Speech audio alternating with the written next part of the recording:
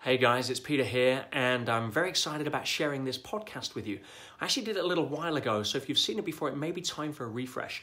But I wanted to share it again because there's a lot of people that haven't seen it, and it really goes into a deep dive in some areas of personal growth and development that very few people touch on, under the title of 7 Ways to Reinvent Yourself. And I bring in some of the best learnings and teachings I've had and have acquired through hanging out with some of the most inspiring people alive. So if you are ready to take your learning to the next level, then please grab a pen, set your intention for what you want to get out of this, and enjoy the next hour with James and myself as we take you through a journey that I promise you will make a difference.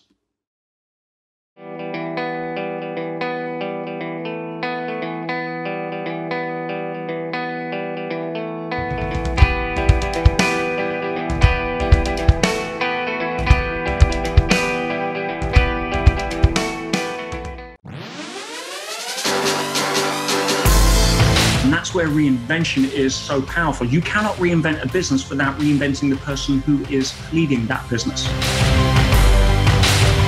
If you can understand that everybody stars as the central role in the movie called Their Life.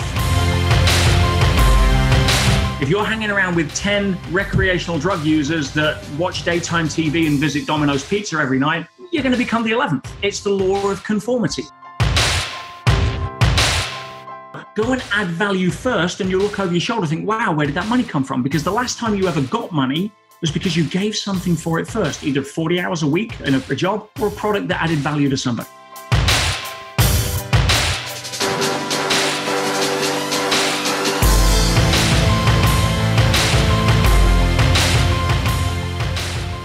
How do you reinvent yourself? Are you sick of who you are? Do you want to be someone better? Do you want to achieve more? Do you want better relationships? Do you want a better business? Do you want to get out of the grind? Do you want to just go, you know what? I've had enough. I need a change. How do you reinvent yourself? And maybe not just one time in your life. Maybe you do it every day or every week or every year. Well, today we're going to figure out 7 ways to reinvent yourself. And to help you figure that out, I've brought in an entrepreneur from the UK by the name of Peter Sage. He's built multiple companies, and he joins us right now from Leicester in England. And of course, he's celebrating the Leicester Football Club winning the Premier League title, the English Soccer Championship recently. Peter Sage, how are you, sir? I'm absolutely fabulous. Thank you, James. Pleasure to be here. Great to have you here. Now, you're a pretty impressive man. I was looking at your bio, and I've seen here that you've shared the stage with the former US President Bill Clinton, Sir Richard Branson. You've built multiple companies. You have an Amazon #1 best-selling book called The 5 Keys to Master Life. You're an underachiever, are you? Yeah, serial underachiever. And yeah, I'm sure we'll get into some of the patterns around that earlier, but I have been very blessed to, I've had a lot of lessons and a lot of paths in life that have allowed me to learn from some of the best people in the world at what they do. And I think that's what all of us strive for at some level. And I bet you've also had some failures as well along the way. Oh, spectacular failures, and some that I look back and celebrate with full enthusiasm as being far better teachers than success, which really breeds complacency. Yes. But failures are your pencil sharpener of life. Absolutely. All right. Well, we're going to be talking about 7 ways to reinvent yourself. But just give us a little background on you. Like, what's your story? Where did you grow up? How did you get to be here? And how have you, I guess, reinvented yourself over the years? Great question. Thank you. I mean, I'm first of all, and I'll say this openly to any of the viewers or listeners here, and that is that, regardless of background, bio, and story, I'm just a normal guy. I'm exactly the same as anybody else sitting in their chair or car listening to this. And we've all got a path, we've all got a story. And mine started, 44 years ago. I was born on a council estate, sort of low-cost housing estate in England, to kind of working to middle-class parents. And I always knew that there was more to life than the traditionally conditioned society pathway of go to school, get good grades, go to college, get a job, and all of the traditional stuff we were sold on in the typical 20th century that now most people realize doesn't have a pot of gold at the end of the rainbow. And I always had a thirst for wanting to to know that there's more. A bit like Neo in the Matrix. There's a splinter in your mind. Right. Something not quite right with the model that we're being shown. And I'm very blessed if I can put my path down to anything. It was that level of impetus, which I do believe all of us have at some point. But whether we listen to that sort of hand of fate knocking on the door of our soul or not is really down to personal preference and our journey at the time. So I dropped out of school at 16. I've got no formal qualifications. I never suffered the disadvantage of college. And I like how you put that there, the disadvantage of college. Yeah, very clever. Well, I started my first company at 17, which was essentially a startup where I started selling toys on flea markets and car boot sales, as we call them in England. And really just trying to make my way in the world and understand the lessons that I was learning at the time as best I could. And many different lessons out of that. I mean, since then, there's been 22, 23 companies, all startups, all in different industries. Some have failed spectacularly, as I mentioned. Some have wiped me out completely. Some have been great. Some have been multi-million-dollar successes. Some have been global brands. And some should have stayed ideas when I was in the bar. And everything in between. And that journey itself has really been inspiring to me because, life is all about the primary pattern, which if you go to physics at any level will tell you it's the wave. Everything resonates, everything vibrates at some level, and vibrations are based and measured in hertz, and frequency is measured in hertz. It's an up and a down. So rather than live in this narrow little tiny bandwidth we try to design ourselves in, which is essentially a flat line of life, why not go and really climb the peaks and fall in the troughs and swing the bat at that level? That's really been my journey. And it sounds like, you said 22 or 23 startup companies. It sounds like when you're saying reinventing yourself, it's under the guise of a business or starting new businesses. Does that change your personality over, when you start a new company or you switch companies, or have you changed in terms of how you view the world or in relationships? I don't want to just focus on reinventing yourself in terms of building a business, but reinventing yourself on a spiritual level maybe, or reinventing yourself by moving to another country, another city. Like, what are the other ways besides building companies do you feel like you've reinvented yourself over the years? Well, great question, James. And the reason I say it is because it isn't about the business. The business is an expression of the business owner. Most business owners are looking to improve their skill set. They're looking to learn the next thing. They're looking to start up another division or idea or whatever it may be. And here's what I've known, and I've coached business owners now at high level for many, many years. And a lot of them come to me because they want business coaching. And every single time, I guarantee you, it is not the business that's the issue. It is the business owner that is the issue, because your business is an expression of the projection of who you are. Right. Your patterns, your beliefs, your insecurities, your unconscious behaviors, your model of the world, that manifests in what you choose as a vehicle that we call business. So changing the business without reinventing who you are is futile. You'll simply learn new skills and new ways and new opportunities of earning the same amount of money. Right. Unless you change who you are. And that's where reinvention is so powerful. You cannot reinvent a business without reinventing the person who is leading that business. Right. That all over the place, whether it's Steve Jobs or whether it's many of the other icons throughout history. Yes. And so who you are comes first. The business is an expression of that. So if you don't figure out your own game, then I don't care how many marketing seminars you go to. I get approached as an example. Just to peel back the onion here, it'll give people a concrete example. Let's say business owner comes to me and says, I need time management. And most business coaches will say, okay, let's focus on time management because my schedule's so busy and crazy. I'm so overwhelmed. I need to manage my time better. Well, no, you don't. You can't manage time. You can only manage yourself in relationship to time. Right. And the problem at that level is, under further investigation, one possible and quite common aspect is that they're so fearful of letting go of the need for control that they're micromanaging everything and therefore taking too much on their plate. Therefore, the illusion is they need time management, where that's not the issue. Right. Or they're petrified of rejection. They daren't say no to somebody because they've got an issue with rejection. Therefore, they say yes too often. And therefore, they get too much on their plate. And therefore, they think they need time management. So without addressing the fundamental psychology behind what's causing the issues in the outer world, and reinventing yourself, it doesn't matter what you do at that point on. You already got the foot in the wrong corridor. Right. It's such a mental game, everything to do with life. I was just walking on Sunset Boulevard last night with a good friend of mine, a fellow Brit, a guy called Mark Dahmer, who's a personal trainer out here in Hollywood and a health expert. And we were talking about how everything in life is just controlling or managing our mind, how we perceive the world, how we react.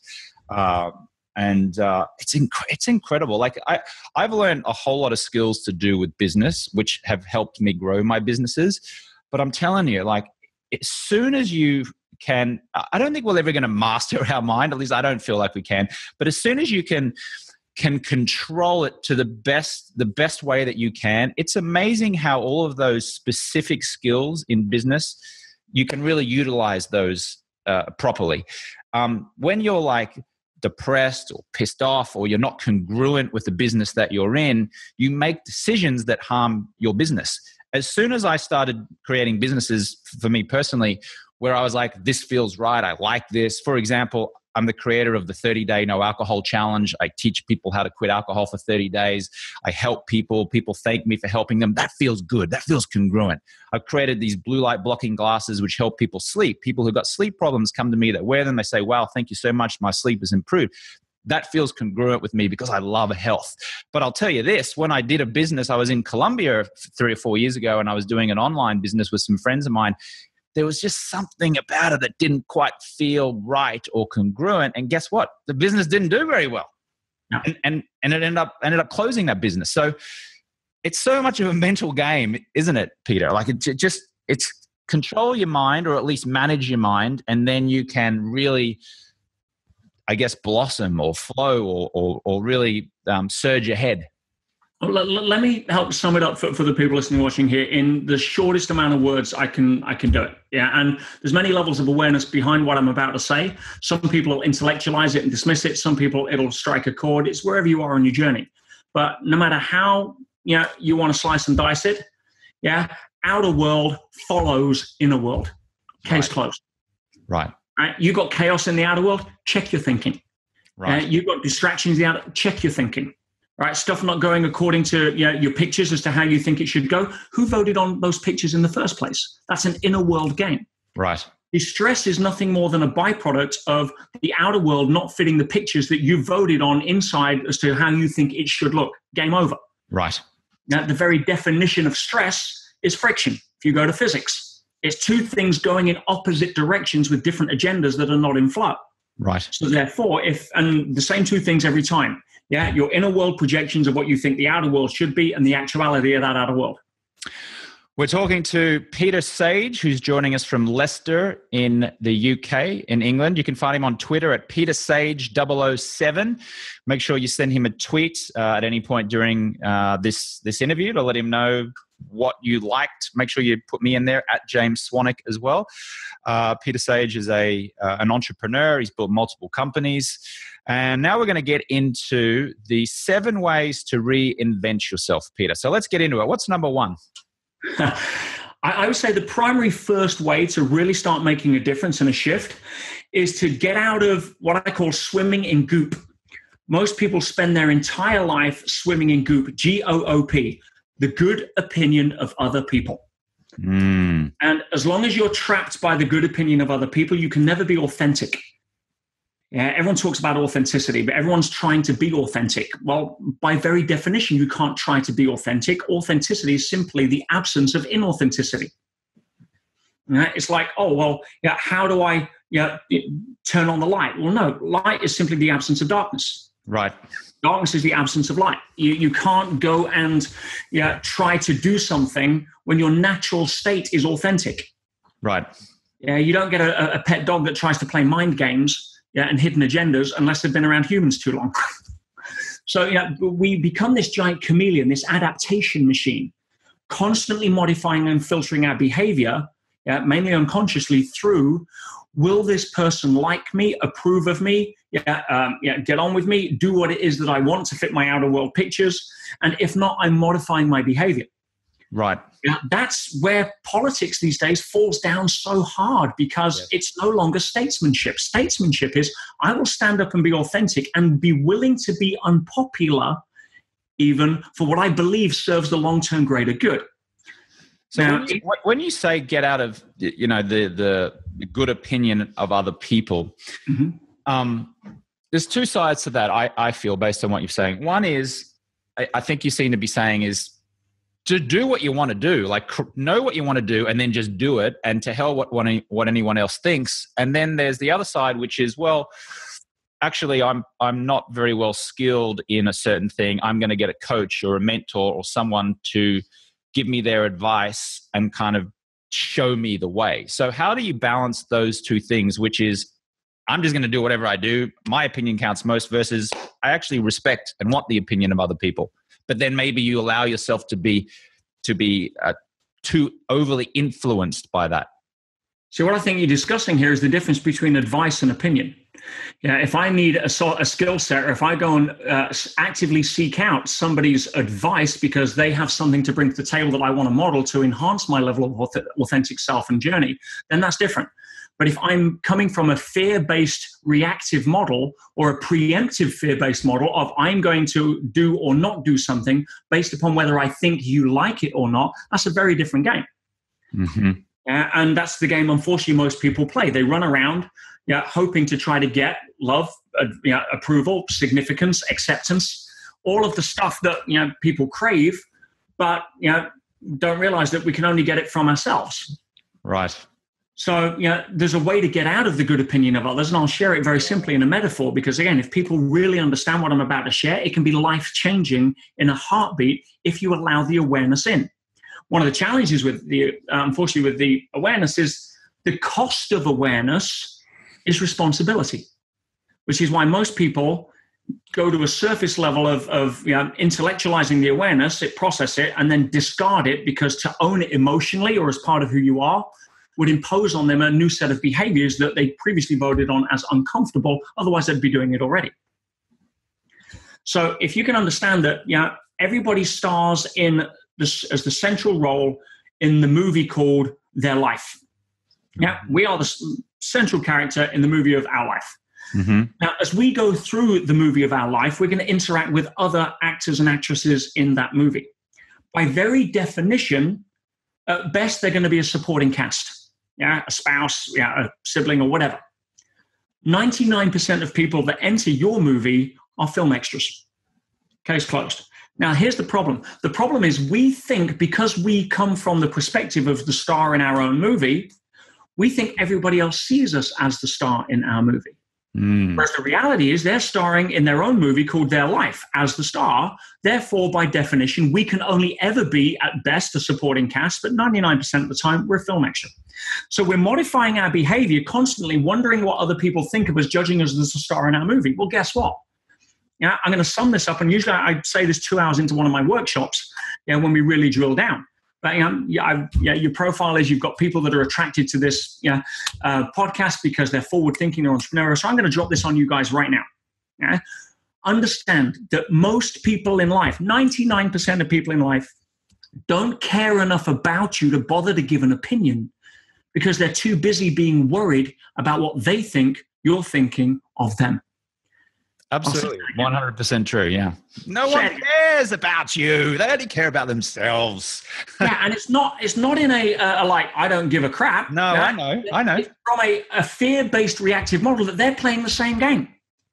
I know. There's a funny phrase, like the only thing worse than being talked about is not being talked about. People, it's funny. It's like people are like, I want people to be talking about me and thinking about me, but no one really is. No, of course not.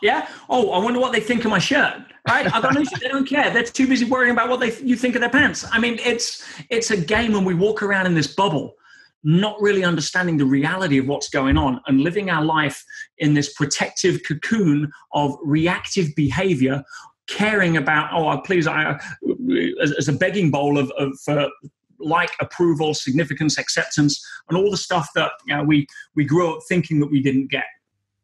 Yeah, amazing. All right, so get out of swimming in GOOP, which is the good opinion of other people. Stop being reactive and just accept that people really don't care for the most part. I mean, look, your mother cares, your family cares, all those kind of things, obviously. But for the most part, every human being on the planet is thinking about themselves first and foremost. Everybody's running the same patterns. And yes, some of them are genetically obliged to care more than others. Yeah, exactly. However, you also got to understand that if it's not about not caring as such, because that comes down to what your values are. Right. I care if I hurt somebody else or somebody else is less than because they cross my path. And if I've got blind spots there, somebody hold up a mirror, I'm happy to look. But I'm not modifying my behavior in case I accidentally offend someone or I'm trying to win their approval, because they ain't got time. They're trying to win mine and everybody else's. Yeah. All right. Great. So that's the first way of 7. We're going to move it along here. What's the second point in the 7 ways to reinvent yourself with Peter Sage? Stop making it about you. Yeah, so many people are chasing business success. They're chasing, the next million. They're chasing the Ferrari. They're chasing whatever it is that they're validating themselves that they'll think they'll make it, relax, get happiness, chasing significance, acceptance, again, approval, the same old usual suspects. And when I get there, then I will fill in the blank, be happy, have made it, relax, prove to the world. And most of them are so egocentric. Most people start businesses based on an egocentric perspective. Oh, I'm going to start an online business in Colombia so that I can do well.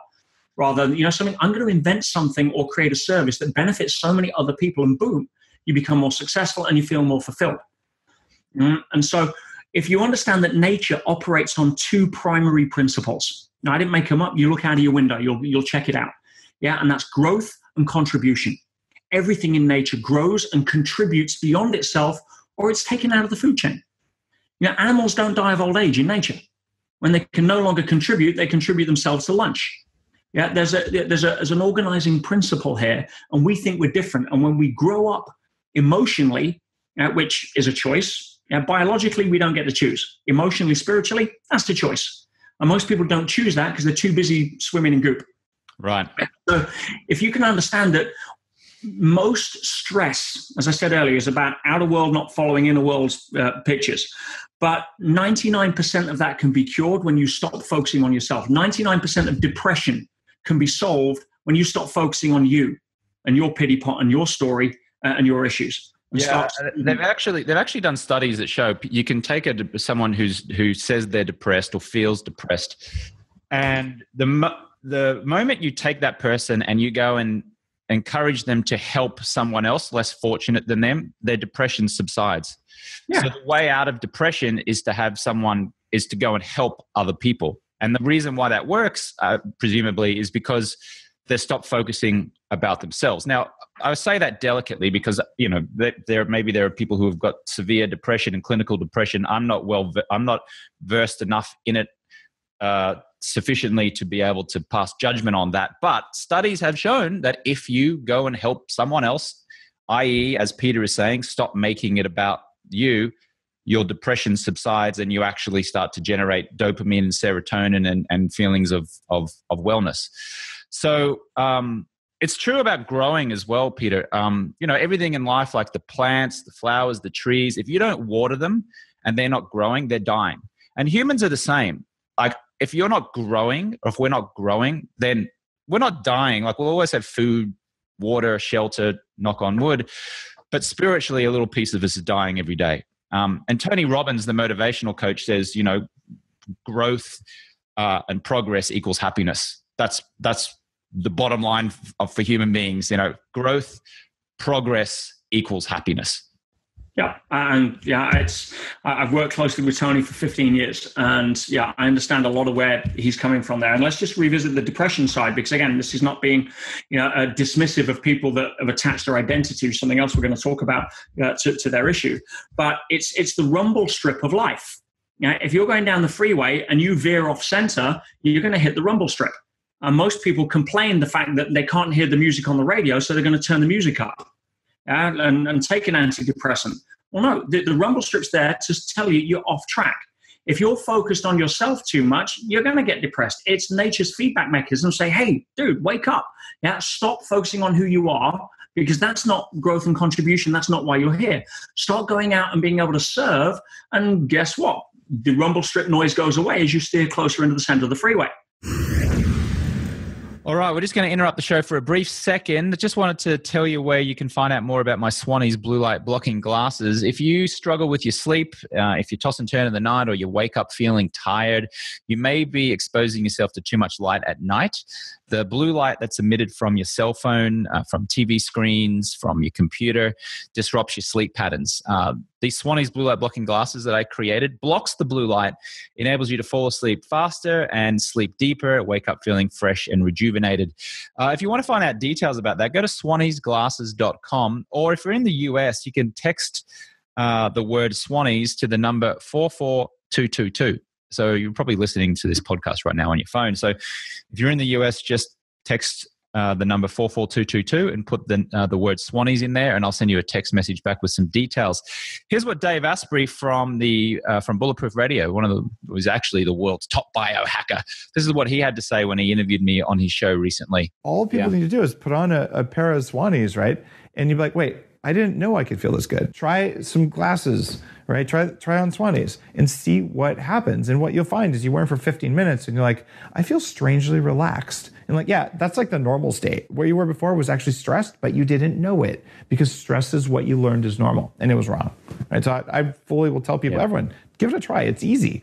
All right, so there you go. Check out swanniesglasses.com, or if you're in the US, send the word Swannies to the number 44222. Let's get back to the show.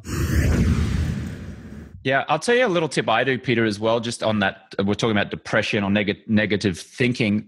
There are many mornings where I wake up in my bed here in Los Angeles, and the first thoughts that come into my mind are negative ones. And for about 2 minutes, sometimes I sit there and I beat myself up naturally. And I go, you're not successful enough. You don't have a wife or kids. You're 40.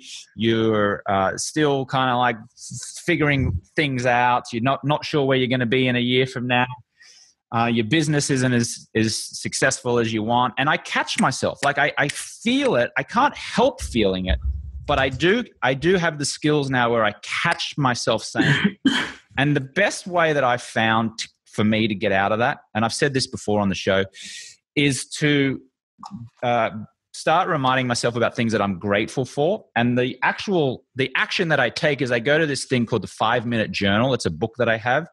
And I open it up and it says, what are 3 things you're grateful for? And I just write in it. And it takes me between 1 and 2 minutes. That's it. I can't sit still. I don't like sitting down for like 30 minutes to 60 minutes to meditate. Although I do sit down regularly and meditate for 5 or 10 minutes. But just that simple act of writing down 3 things that I'm grateful for gets me out of my head of like, I'm not this, I'm not enough, and into one of gratitude. And all of a sudden, not all of a sudden, but gradually I come out of that mindset. And then I start my day, and then I'm like making things happen again, and I'm feeling considerably better. That's what has worked for me. Beautiful. And it leads us into point number 3 on reinvention, because if I see such a downside to traditional society and what keeps most people stuck, it relates to my next point, which is upgrade your environment. Now, when I say upgrade your environment, I don't mean buy a bigger house. There's 2 parts to your environment. Or the 2 most significant influences that govern your environment. And this relates to what I call the 95% law, which is the law of conformity. You have a body that is designed by evolution and biology to adapt to its environment 24/7. That's what it will do. Now, we know that. If you put that environment or the body in the environment of McDonald's, or you put it in the environment of the gym, it's going to adapt. It doesn't care which is which. It's going to adapt accordingly. But our mind is exactly the same. And our mind is a 24/7 adaptation machine to its environment. And if you could imagine that your mind is like a compass needle. It can only point in one direction at a time. And even women with that incredible diffuse sense of awareness, it's like their compass needle pointing in lots of different directions quickly, but it still can only point in one direction at a time. Mm-hmm. Now, if you go back to laws of magnetism, how do you magnetize a compass needle? You stroke it with another magnet in one consistent direction. So which is your default north? Because if you're waking up and your compass needle is pointing more negative than more positive, it's because it's had more conditioning, if you like, to a negative environment than a positive environment, because it's default. Most people are walking around sleeping awake, driving unconscious, and all the other stuff we know. So where is that compass needle? Upgrade your environment. And the two key things that are the biggest conditioners of that compass needle direction, one is the people that you hang with, your peer group. Yeah, love your family, choose your friends. Yeah. If you're hanging around with 10, self-motivated, how we can, not why we can't, entrepreneurial, get it done kind of people, you're going to become the 11th. That's the law of conformity. If you're hanging around with 10, recreational drug users that, watch daytime TV and visit Domino's Pizza every night, you're going to become the 11th. It's the law of conformity. Yeah. And it's hard to break that. So check your environment. Yeah. Check your environment is huge, or upgrade your environment. Someone actually, as an example, someone actually pointed out to me the other last week. I've been living in either Hollywood or West Hollywood for the better part of a decade. I went and lived in Colombia and New York for a little bit, but Hollywood and West Hollywood in Los Angeles is a very single kind of minded areas of Los Angeles. Not many families, single people, transient, people coming in, coming out. And I've lived there, and I walk around, the streets, and I walk to the gym, and I see a lot of people walking dogs, but I don't see a lot of couples pushing prams. And someone pointed this out to me the other day, and I was like, all of a sudden it hit me. It's like, holy hell, here I am thinking about, I want to take the next phase of my life, which is, have children, potentially get married. And my environment is anything but happily married couples with children. And then I was thinking about, it's like, well, how many happily married couples with babies do I associate with? And then I thought, hardly any. I mean, I know some, but I don't spend a lot of time with them. And so if I'm always hanging out with single people where marriage and kids is not a priority, then chances are I'm always going to be having the mindset of a single person. So that was my kind of like aha moment. And I guess the way out of that for me, this is the way I'm intellectualizing it at the moment, is get out of the environment that I'm in.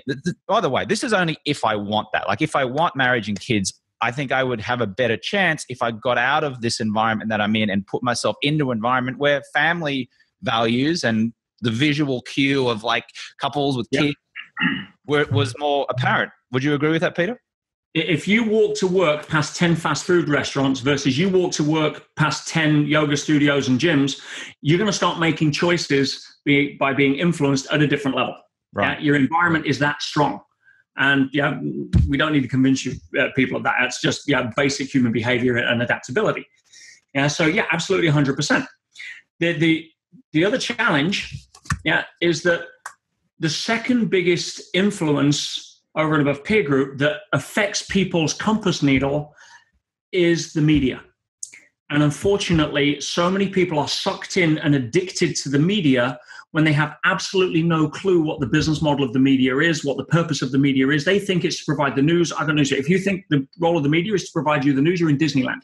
Well, just as a caveat, Peter, I was in the media for many years. So I was a newspaper reporter, and then I was a sports center anchor on ESPN, a sports journalist. I know how the news works. Tell me I'm wrong. No, you're not wrong. And in fact, I'm watching this. I was watching the news recently with the shooting in Orlando, and I was watching the news on, the whole Donald Trump and the whole Hillary Clinton thing. And I can see exactly what the news is doing, which is it's a business. It's trying to get eyeballs. It's trying to get you to watch, and it's sensationalizing the news to keep you hooked, because the human brain loves like danger and shocking things. And you watch that at local news channel, it's all like negativity, because the human brain is designed to pay attention to negativity, because back in the day, it was like we have to always be aware and conscious. Correct. Otherwise, a bear might come and eat us. So it's stimulating a part of the brain called the amygdala. That's right. Yeah. The amygdala, just as you said, notices negative before positive. Yes. And you walk past a tree, miss an apple, no big deal. Miss a snake, potentially big deal. So it's constantly scanning. And the amygdala has a VIP pass to the front of the queue to the reticular activating system, whose job is to sweep 99% of everything in your conscious and unconscious awareness under the carpet. and flag up what's important, which is why you hear your name across the street when you're in a different conversation, or at a party, because it was listening to everything and, oh, no, that's not important, sweep it under the carpet. Oh, my name, that's important, flags it up. Well, the amygdala, which is a survival mechanism, gets to the front of the line with a red ticket and says, let me in. So newspapers know this. They spend a lot of money paying good people, smart people out of Harvard on Madison Avenue to go and stimulate your amygdala so that you can be recruited as a viewing statistic to justify rate cut. That's just common knowledge. So how do we digest our news then? What's your recommendation, Peter? Probably the same as yours with alcohol. Give it up to 30 days and see what happens. I haven't watched a newspaper report or a CNN report, constant negative news, or read a newspaper or seen any news report for the best part of 15 years. I have absolutely no clue what's going on in the world according to what the media's agenda is. I have every clue what's going on in my world, and I'm very happy with that. And if something's important, it'll find me. It's my belief. And I'm international businesses, and I don't need the media.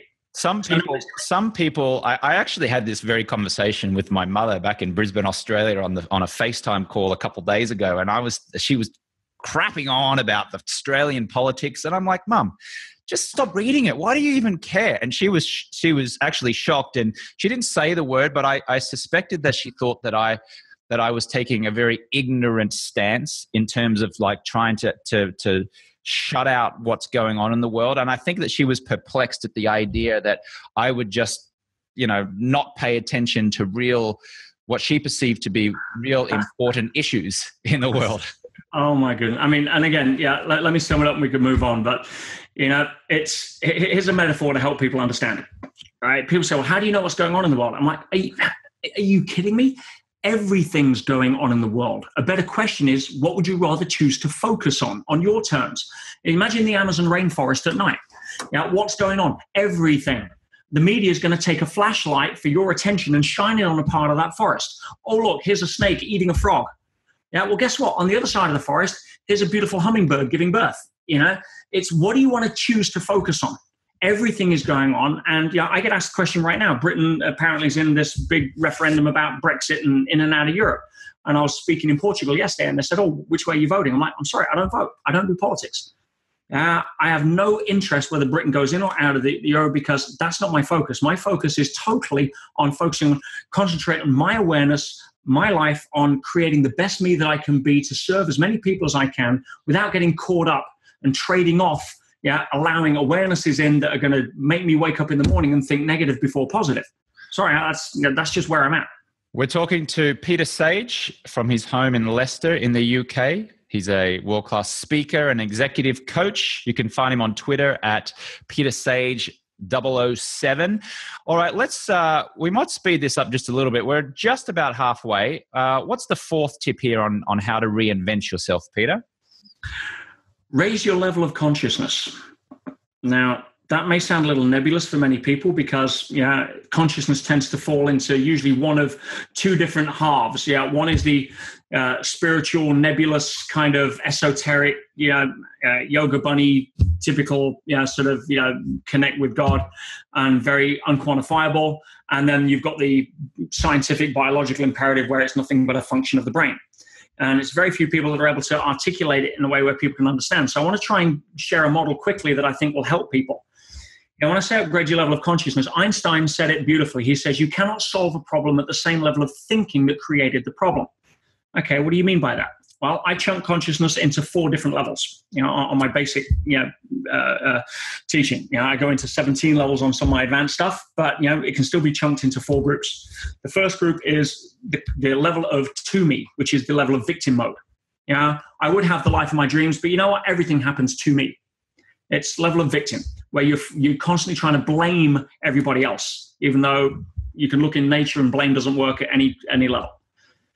People that are in to me and victim mode, you can predict where their life's going to be 5 years from now unless they get sick of it and get enough energy to motivate themselves into more the achiever mentality and progress the level of consciousness to what I call by me. I realize that life is happening to me. I'm sick and tired of being sick and tired. If I'm going to go create the life I want, it's going to happen by me. And they go out and start hustling. They start and getting motivated and start going, chasing goals, and they start being able to move forward. That's raising a level of consciousness. So is it as simple as saying to yourself, life happens by me? Is that like one example of a sentence? Or I create my life, or I create my movie? Or is it just, when you say raise your level of consciousness, is it very much saying that you're responsible for whatever happens in life? Yeah. So I'll just turn it off. So if we have a situation where you are predominantly victim mentality, the next level up is no longer being victim, but I'm going to carve out my own place in the world. I'm going to go and contribute something beyond myself in order to add value to the world and therefore get something back for me.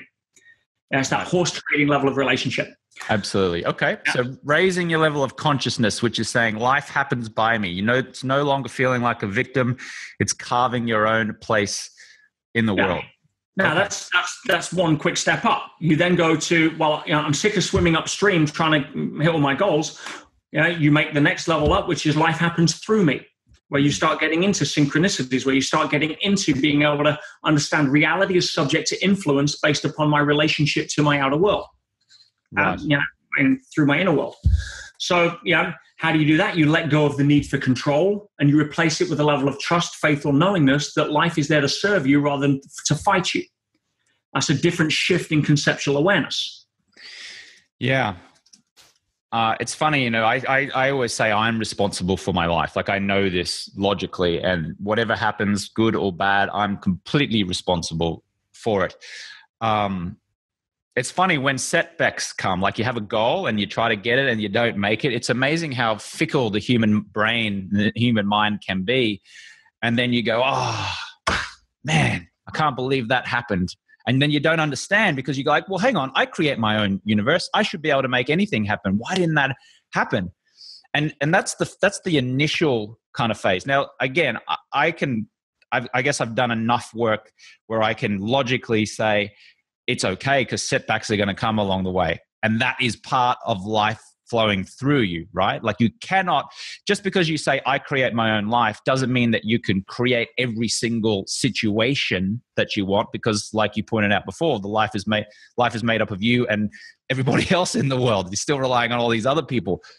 But how you perceive that, you can control. Yeah, absolutely. And again, understand that when you say, I want to create my life, it's usually the left brain speaking, which operates under the Newtonian paradigm of the fastest way from A to B is a straight line. So we try to carve out a channel in life like a canal rather than understand that life is a non-linear process. The fastest way from A to B is not a straight line. If you doubt that, open your front door and try to walk to your local office, supermarket, or gym in a straight line. That's not going to work. The fastest, most efficient way is to head on down the road, turn left, head north onto the freeway to go south to pull up at the Walmart.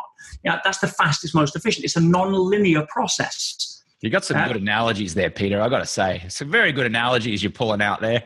Thank you. But it's the river of life. The river of life constantly winds. And we freak out when we're heading downstream and the river's heading south because that's towards our goal. And all of a sudden there's a bend and it heads east and we freak out. We don't understand that if we had the ability to raise our awareness 500 yards above the river and still see that our destination is assured 2 kilometers downstream, we don't care if it goes left or right. We start to flow with the river rather than fight the current. Because what a lot of people do is they say, oh my God, it's turning left and that doesn't fit my pictures. I'll start dragging my kayak over the bank in a straight line because that's obviously the fastest way. Dummy, right? I gave up fighting reality a long time ago, James, for one simple reason. The damn thing kept winning. Right.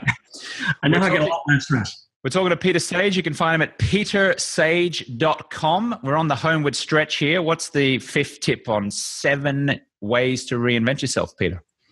Understand what money is. So many people have a dysfunctional relationship with money and then wonder why they don't have enough of it in their life.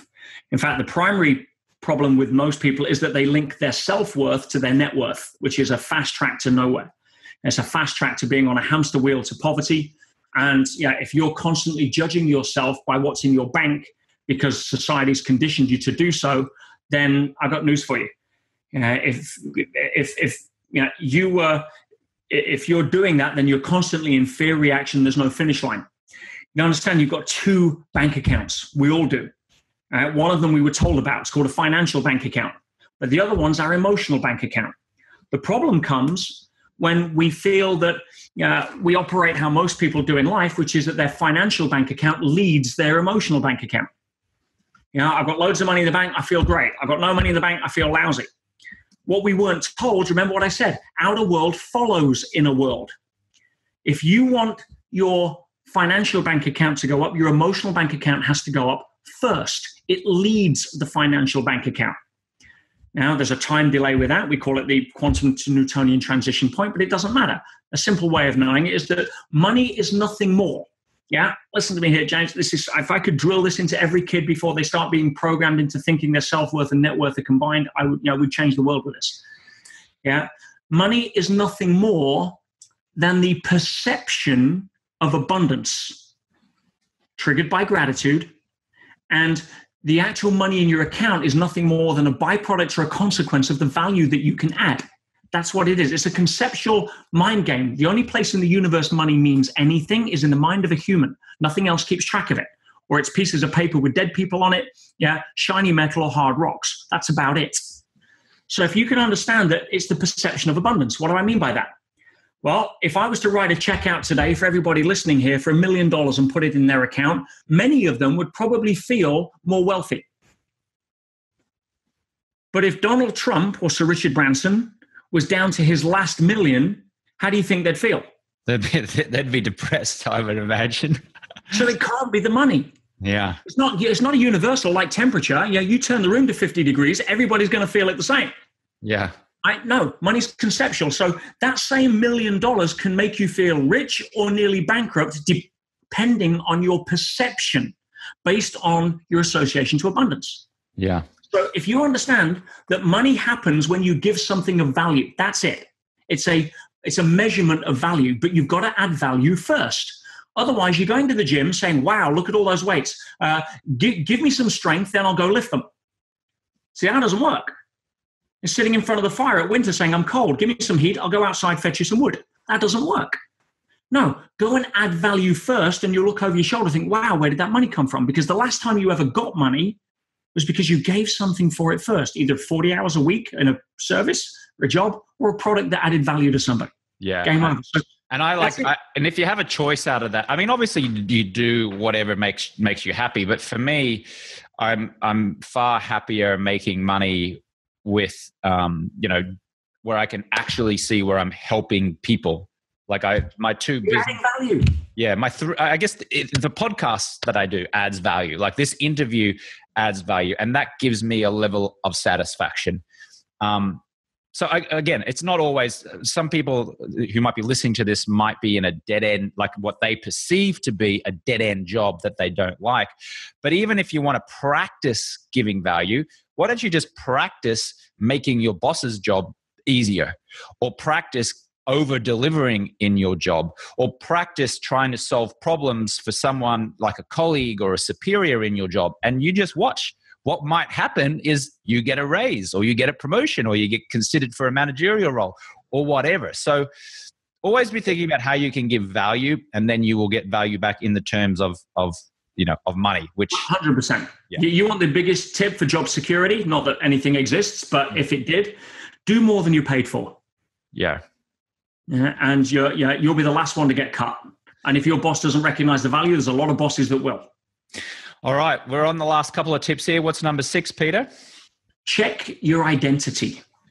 See, our identity governs virtually everything we do at an unconscious level. And 95% of what we do is based on habit, which is why you can drive to work on your day off.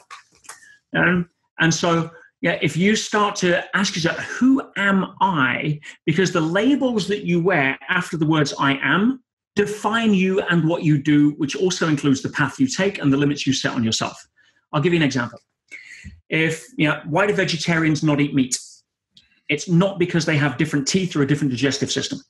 Right? They may have many different moral reasons or biological reasons for not wanting to eat meat. But ultimately, the reason they don't choose the filet mignon and they go for the spinach ricotta is because their identity is, I am a vegetarian. Why do smokers smoke? Because their identity, I'm a smoker. Why do smokers who quit very rarely last out the quitting process? Because they didn't change their identity to a non-smoker. They changed it to I am a smoker who's quit. And so who are you? Because your labels limit you. And you take a health example. Let's say diabetes, a massive epidemic in the US and globally right now. If you accept the label just because somebody in a perceived position of authority gave it to you saying, oh, you're diabetic. You're not a diabetic. If I'm a diabetic, where do I go with that? I can't. But if I understand that, I am suffering from a condition called diabetes, then I create a space between my identity and the condition, which allows me options to tackle the condition. Yeah. And you must see this with alcohol as well. Yeah, all the time. I mean, I also, just on a side note, I also think that I tell people that the best way to quit smoking or quit drinking is not to say, I'm going to quit drinking, or I quit drinking, or I quit smoking, or I really want to quit, or I'm not going to have a cigarette. I say, stop focusing on what you're not going to do, and stop using the very word that you're trying to quit, like smoking or drinking, and start saying things like, I only breathe in fresh air. I only drink liquids that are healthy for me. Yeah. I only put fresh, pure air into my lungs. That way you're telling the mind what to do, which is a lot easier than telling the mind what not to do. Which gives it energy. Exactly. If I was a smoking company, I would put non-smoking signs everywhere, right? Because it focuses people on smoking. The brain doesn't process negation. It can't do. That's why parents listening to this, if you turn around and say, you got a little kid coming out of the kitchen holding their plate of cornflakes or Cheerios or toast, and you say, don't drop that plate. Boom. What happens? They drop the plate. Right? Why? Because the brain doesn't process negation. The Just kid keep holding onto that plate. That's it. Hold the plate more tightly. Yeah. And you get a different result. Yeah. So same principle. So check your identity. Who are you? Because ultimately, if you can come to the awareness that I am full stop, ultimately that's it. Everything that comes after that is a choice. The challenge is most of us are wearing labels after that we've been given, that we perceive are put on with super glue when they were only ever put on with Velcro. So just to sum up this point number 6 here, when you say check your identity, essentially what you're saying is decide who you are and live that, and make sure it's whatever it is, that whatever positive identity that you have about yourself. Choose it, but choose it consciously. Most of us don't. Most of us grow up wearing labels that are 10, 20 years too old, and never served us in the first place. I mean, if you were growing up with 20-year-old clothes right now, people would look at you differently in the street. And certainly if you were 25 years old, right? So, we outgrow identities and beliefs. It's about that constant reinventing who you are. And there's a difference. If you turn up and say, oh, I'm a healthy person versus I'm an athlete, you've got a different sense of self. Yeah. Yeah. If you choose your label, for me, I'm a divine and guided soul that acts as an open channel for God's wisdom, a powerful agent of positive change who was born to reveal the greatness in others. Now, when I own that here, boom, I show up as somebody that's in service to be able to help other people. Whereas, I'm a personal development coach. No, choose your identity and make it empower you. And everybody has freedom of choice over that. Yeah. I love that. Okay. And now we're on to the final one. Number 7. We're on to number 7 of 7 ways to reinvent yourself with Peter Sage. So what's the final way to do this, Peter? Give your gift. Every one of us has a gift to give. Now, that may be the fact that we've all had a story that's so traumatic that, we feel that we're using it as a way to connect with others through sympathy or through connection with other people who've got sad stories. And you hear the term misery loves company. Well, I don't believe that. I think misery loves miserable company. So if you focus on the fact that no matter what your story is, if I can give inspiration, hope, example, because you've got 2 ways to live your life in the movie of your life. You can get to the end of your movie and it can either be a warning or an example. Case closed. That's a binary choice. How do you make that choice? Another binary equation, love or fear. Everything you do, you're coming from love, or you're coming from fear. It'll set the game up differently. And if you're coming from love, even the most traumatic stuff you've had in your life, you can be able to give that as a gift, as an example to others of somebody that can go and serve. You had atrocities in your childhood? Well, guess what? There's a lot of other people out there that have had the same kind of deal that don't know how to deal with it. You show up and use that as a way to empathize and connect, so they trust you, so you can redirect their focus on becoming somebody else of value and believing themselves again, that they weren't violated, but whatever happened, and now you can go inspire and help others with it. Boom, you've got a gift. Yeah, if you've got a thing for numbers, and you can help somebody who doesn't have a thing for numbers feel smarter about themselves rather than the teacher criticizing them in class, give your gift. There's an expression, a uniqueness about who you are, that when we don't focus on ourselves, but focus on what's great about us, reinvent ourselves past GOOP, stop making it about us, get into a better peer group, raise our level of consciousness, don't get tied up in our self-worth issues because we link it to our bank account, have an empowering identity, we can really start giving that gift to other people. And then life takes on way new meaning, and the outer world just happens to rearrange itself most of the time in a more empowering way. I see what you did there. You actually just reviewed all of the 7 ways in one beautiful sentence, Peter. But I'm going to get you to do it again because I wanted to really reinforce this. So 7 ways to reinvent yourself with Peter Sage, well-known international and serial entrepreneur, author, philosopher, and teacher. Let's start with number 1, which was swimming in GOOP. Just roll through them really quickly. Peter? Absolutely. And each one of these on its own has an incredible impact on people's lives. You start stacking them, 1 + 1 will equal 11. And so on. But the first one, get out of GOOP. Stop being driven by the good opinion of other people when the reality is they don't care enough about you to bother to give an opinion because they're too busy starring in their own movie wondering if you care about them. Yeah, number 1. Number 2, stop making it about you. Nature operates on 2 principles, growth and contribution. Yeah, and we start getting stressed and depressed when we start making it about us. And that's nothing but a rumble strip on the freeway to guide us into reminding ourselves that we're here to grow and add value. 3, upgrade your environment. You become who you hang with, case closed. And if you put your body in McDonald's or the gym, it doesn't care. It will constantly adapt. Yeah, you put yourself in a group of positive people, you will adapt. Negative people, you will adapt.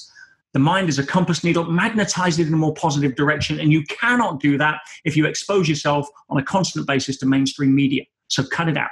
CNN, constant negative news. So, next one, number 4, raise your level of consciousness.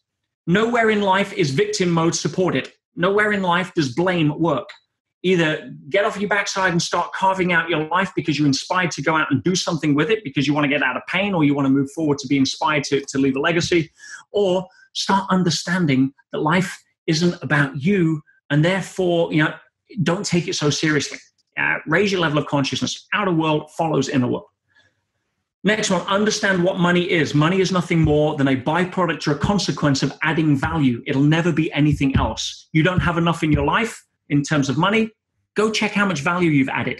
And I don't mean, I work really hard. No, how much value do you add? There's a reason Bill Gates has a bigger bank account than we do because he's added a lot more value to the world, love him or hate him. It is what it is. Check your identity. What labels are you wearing that unfortunately came in too early and we forgot to take off? Yeah. I'm never good enough. My teacher said I wouldn't do business studies. My brother said I couldn't sing. Well, whatever it may be, what labels are we wearing around that? I'm not a singer. I'm not clever. I'm not smart. I'm too fat. Yeah. I'm not good looking enough. Who wants me? No. Choose your identity because nobody has the right to label you other than you. Game over. And finally, give your gift. Yeah, that's my evening alarm for reminding my meditation. There we are. Give your gift. Know that you have a gift to give. Otherwise, you wouldn't be here. You look at the biology of how human beings are born, 400 million to 1, and you show up. Why did you want to be here so badly? I promise you it's not to work 40 hours a week for someone you don't care about, that doesn't respect or get you, so that you can retire at 60, hopefully with some penance to be able to survive off a state pension. You were born for greatness, and if you forgot that, no big deal. It's never too late to remember. There you go. 7 ways to reinvent yourself from Peter Sage. You can find him at petersage.com.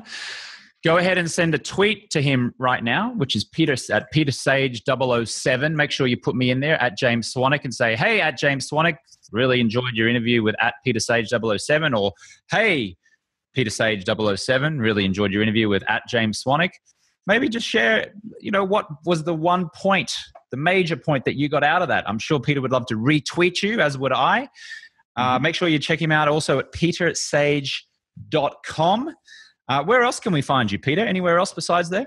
I have a YouTube channel which has a ton of free content in, which really goes into detail on some of the points that we've spoke about here. I really try to add value. Obviously I run programs around the world as well. It'd be great to see some people at the live events, but I also know that everyone has choices. So that's why I try to put out as much as I can, including YouTube. So, go check out some of the stuff I've got. And if it really resonates, then come play with me in person. It'd be wonderful to shake your hand. What's your YouTube channel, Peter? Is it just Peter Sage?